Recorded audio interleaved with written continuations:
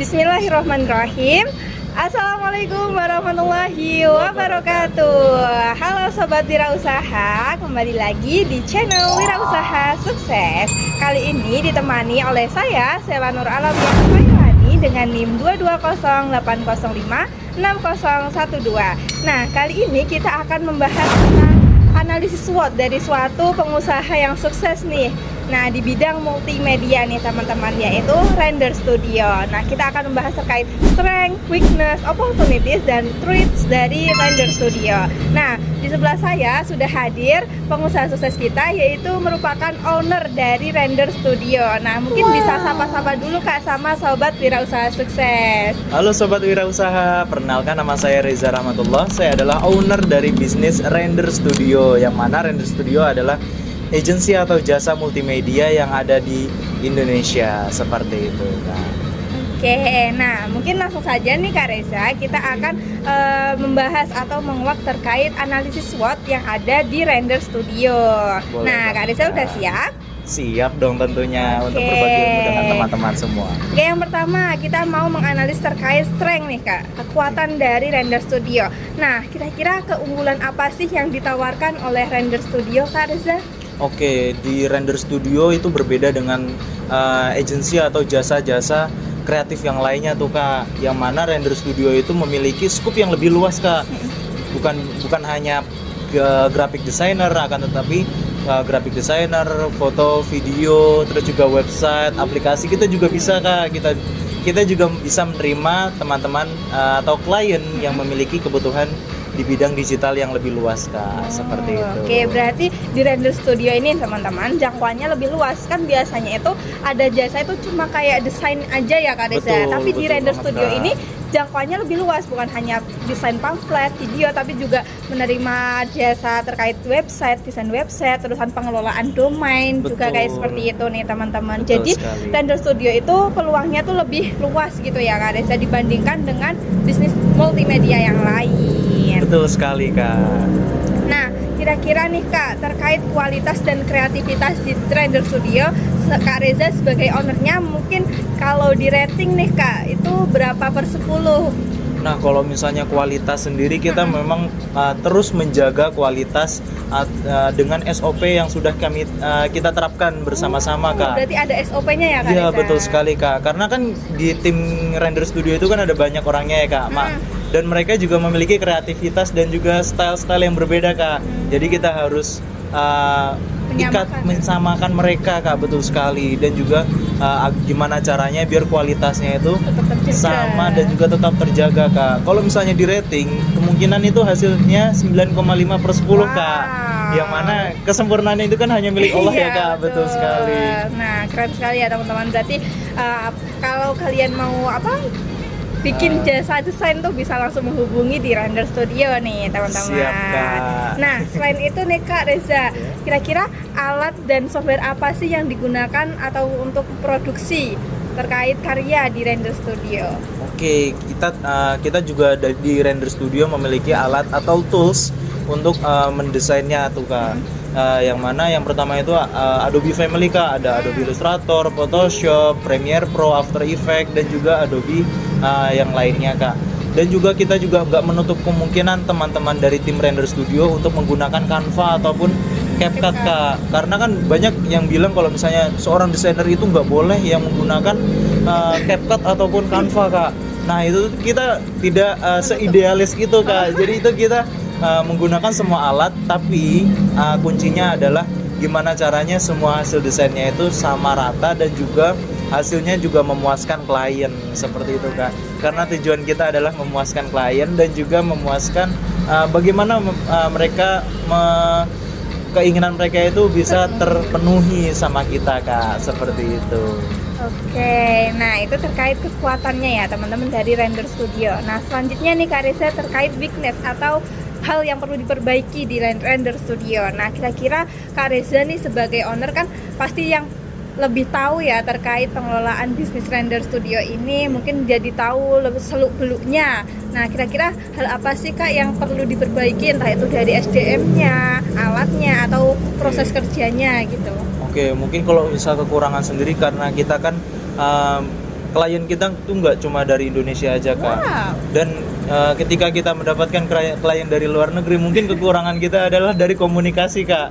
Karena mereka kan pasti memiliki accent bahasa Inggris yang berbeda ya kak ya. Ya, betul. Jadi kita untuk mengkomunikasikan pemahaman kita dengan pemahaman mereka itu cukup kesulitan, Tricky juga ya? cukup tricky kak. Karena misalnya salah paham sedikit aja itu pasti bakalan berdampak besar bagi desain-desain yang sudah Oh, kita iya, buat iya, seperti betul. itu kak. Mungkin itu aja sih kak dari komunikasi di bahasa lintas negara seperti itu. Berarti kalau yang di dalam negeri sejauh ini aman-aman aja ya Kak Desa? Alhamdulillah sejauh ini aman-aman aja kak. Keren banget. Nah, mungkin itu ya teman perlu di notes. Mungkin apa ya terkait komunikasinya ya.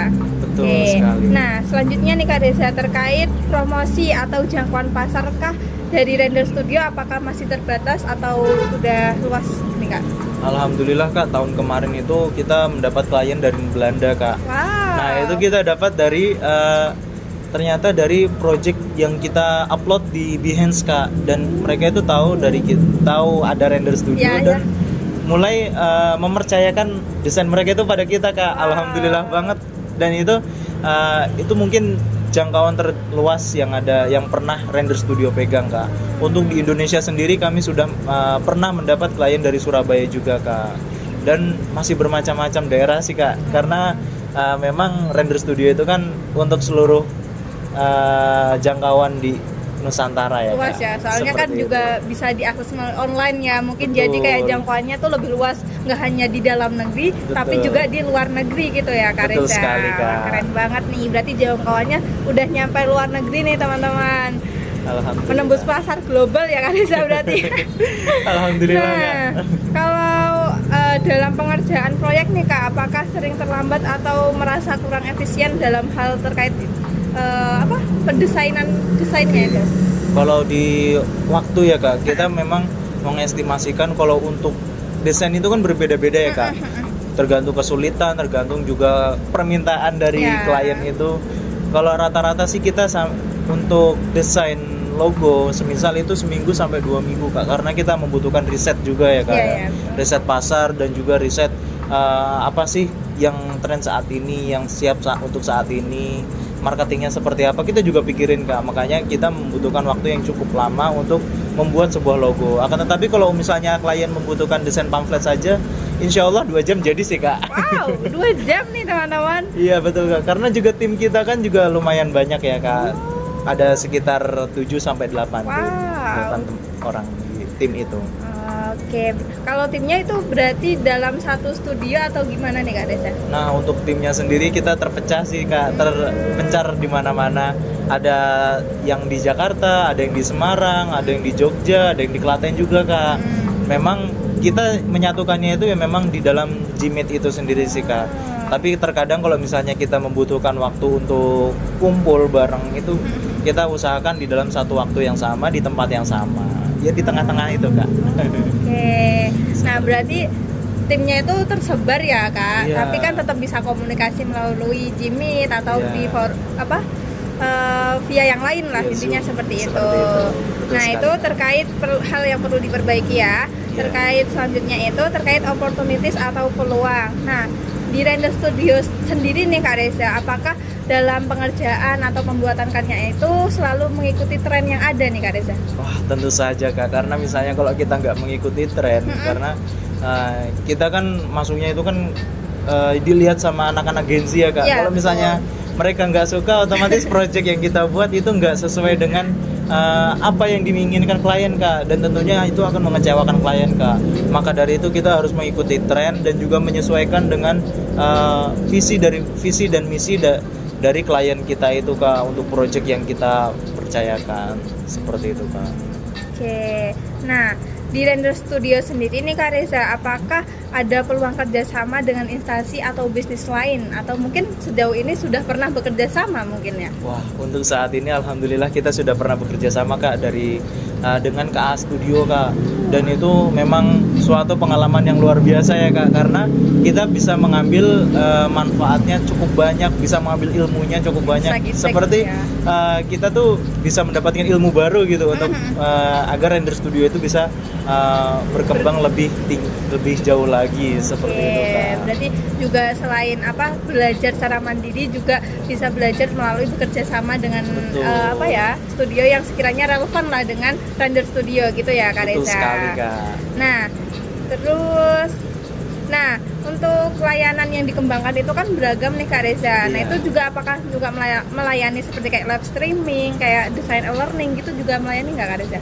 Tentu saja melayani Kak, karena kita alhamdulillah ya selama 3 tahun berdiri ini itu tuh kita udah lebih luas untuk melayani semua bidang kreatif Kak, seperti website, live streaming, terus juga desain grafis, logo, foto video, dan juga masih banyak lagi Kak. Kalau misalnya saya sebutin bisa sampai subuh ini Kak. Dari saking luasnya jasa yang ditawarkan Iya, ya gitu. alhamdulillah Kak. Jadi kayak misal satu perusahaan itu bisa kayak ngecup semuanya di Render Studio kan. Betul. Dalam proyek apapun ibarat Betul kata sekali, seperti Kak. itu ya. Ibaratnya kalau Oke. misalnya teman-teman butuh A, kita Ya. siapin. Kalau teman-teman butuh B, kita siapin juga, kita siap Kak, seperti itu. Menarik nih teman-teman. Nah, selanjutnya nih kan berarti kalau Render Studio itu terkait pemasarannya itu melalui apa aja Kak Reza? Kalau untuk pemasaran sendiri kita selain dari relasi yang Ya. pastinya itu sangat penting sekali Iya, Kak. betul-betul. Dan juga kita juga dari platform-platform desain lain Kak, seperti Behance, Dribbble, LinkedIn tentunya Kak. LinkedIn kita banyak banget dapat tawaran Kak. Serta juga dari Instagram juga Kak. Jadi Seperti paling banyak tawarannya malah dari LinkedIn ya Kak Reza? betul sekali Kak, dari LinkedIn itu sampai bertumpuk-tumpuk itu Kak. Waduh, berarti jangkauannya udah kemana-mana nih Kak Reza terkait alhamdulillah. promosinya melalui berbagai platform atau media sosial gitu ya Kak Reza. Betul Kak. Nah, selanjutnya nih Kak Reza terkait threats atau ancaman. Nah, kan kita tahu nih Kak Reza kalau Render Studio itu bergerak di bidang kreatif. Iya.